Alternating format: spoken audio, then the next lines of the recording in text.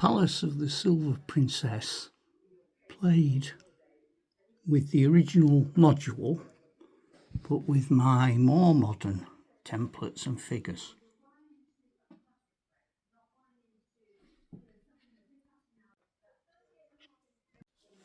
So today's video, it's not going to be super long. I'm not doing the whole of it. But I thought it might be interesting, looking at this early period of Dungeons and Dragons, to take one of my original modules. This is Palace of the Silver Princess, and I bought this in 1981. But I'm going to play it a little bit, just the first entrance through the portcullis, using the original book, the original floor plan, but I'm going to use my modern templates, doors and figures. So one of the issues playing solo is your characters finding things that you know are there by accident. And I'm just going to throw a d6, I think, see what happens. I've gone at entry point 1. You may walk to the open entrance. Outside there is some sort of glowing red plants, and a little rat has jumped up, he's run into the red glow and dropped dead. And around are lots and lots of little dead things. So my assumption is that it's not good, so I'm staying out of the red glow. The portcullis is open, so I walk in. I'm allowed to avoid the red or to step in the red. I'm going to avoid the red. I'm not throwing the dice for that. So I reach the entrance of the palace. The portcullis is open, so I go through. Any player that touches a red area, and at the moment it's voluntary. Do you want to touch a red area? Yes or no? No, I don't. Needs to throw a dice. I can remain in a glowing area once I've stepped in, but I'm not stepping in. So now let's have a look at where I am and what that means. So the party have entered through, I've left a gap in those stones. There's a bookcase next to the wizard, and there are two obvious doors which I've placed on, but obviously the rooms they can't see. And I'm going to say they're checking for traps. So as a dungeon master, I'll throw that. I know there aren't any at the moment, but I don't tell them that. So I think first of all the human will go to this door, the dwarf to that door. The halfling is now the warrior in the middle, wizard and the cleric staying together, dealing with what they deal with. Again, in my games, halflings in those early days as a rogue, particularly good at searching for traps. He's done that, there aren't any. So is the dwarf. But the halfling's good at searching for secret passages and doors. Now, I'm going to throw, but I'm going to give him a bonus. So I'm going to throw like at an advantage. So I'll throw 2 dice. And it needs 5 or 6 to find a secret door. But because it's an advantage, through 2 dice, either of them are 5 or 6, he finds it. No, he doesn't find it. So there is a secret door. It's behind that bookcase, but he doesn't find that. So he's having a look, but there's nothing he can see. So taking it down now. Number 2 is this door. You listen at the door to try to hear any noise. So I roll for characters listening at the door. So I'll make it 2 now. I'll throw 2 dice. And again, I'm going to go on the 5 and 6s. Yeah. So the attempt is successful. Go to 23. You hear a scratching noise and a squeaking sound coming from behind the door. You may open the door and go to 25. The room is not empty. You cannot be surprised. There is a giant rat. 5 and 6, the rat is surprised. Yes. So the rat is surprised. So I surprised the rat. And one of the options I've got in the book is to attack or ignore, shut the door. I'm going to throw, but another option is to throw the rat some food. So I'm going to throw the rat some food because it's half starved. I'm going to cross a ration of food off him. He had 10, he's got 9. The rat now is so interested in the food that it ignores me completely. So he's going to enter the room and he's going to search the room. On the floor, beneath a shelf of skulls, is a lever. The lever is pushed down.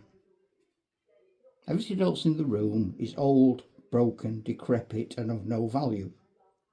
I may search for secret doors. Let's bring the halfling in. See if there's any secret doors. Yes. I do not find any. I check the lever for possible traps. There aren't any. I could raise the lever.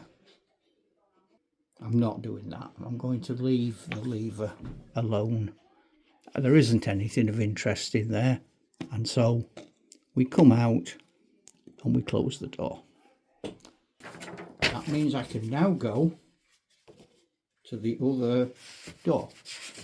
So the dwarf, you can search for traps. There aren't any, you can't find any. He listens at the door. Doesn't hear anything. He's going to open the door. Inside is a small room. He can check for secret doors. He doesn't find any. To all intents and purposes there, I'm stuck. I think the only option is to pull that lever. So let's go back in there.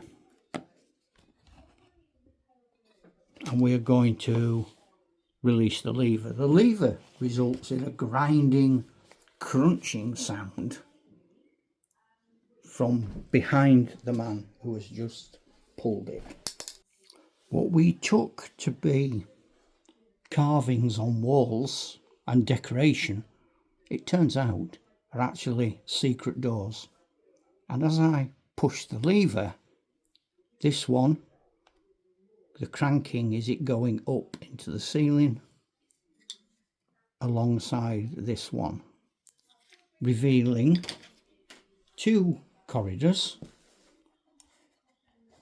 that both have bends in them into the darkness.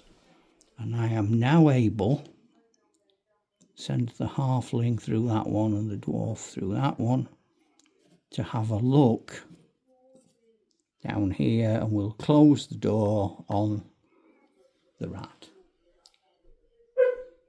Personally now, I would decide to go one way or the other.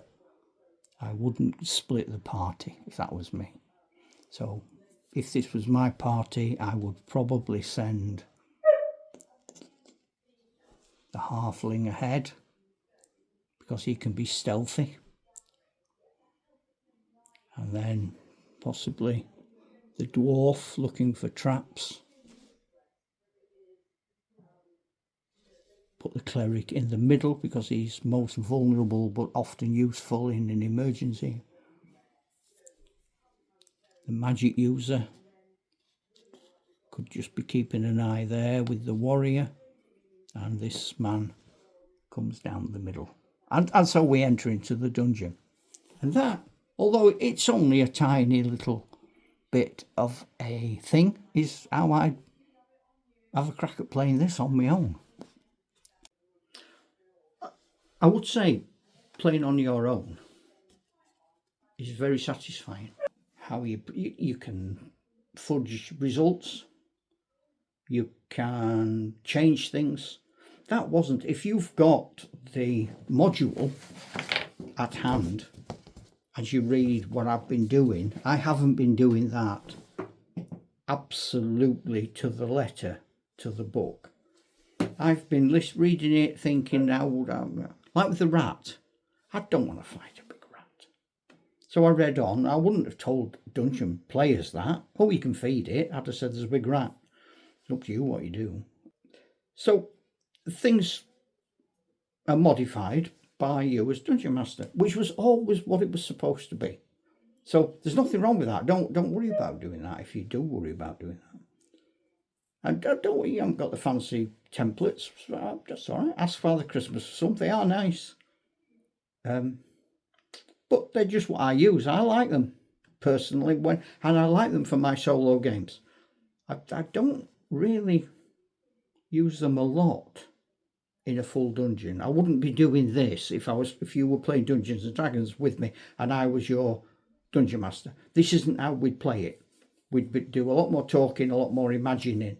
I might put a room on for you to appreciate your position in a combat, but I wouldn't laboriously go through all of these things. If there's a funny looking door with a tongue coming out of it, I might put that on because it looks funny.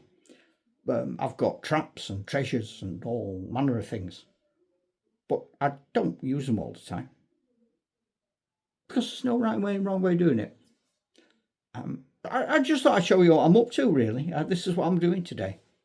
I don't know what you're doing. Let me know. Give us a comment. And I'll see you soon. All right. You know what I'm going to do now? Try, Chuck.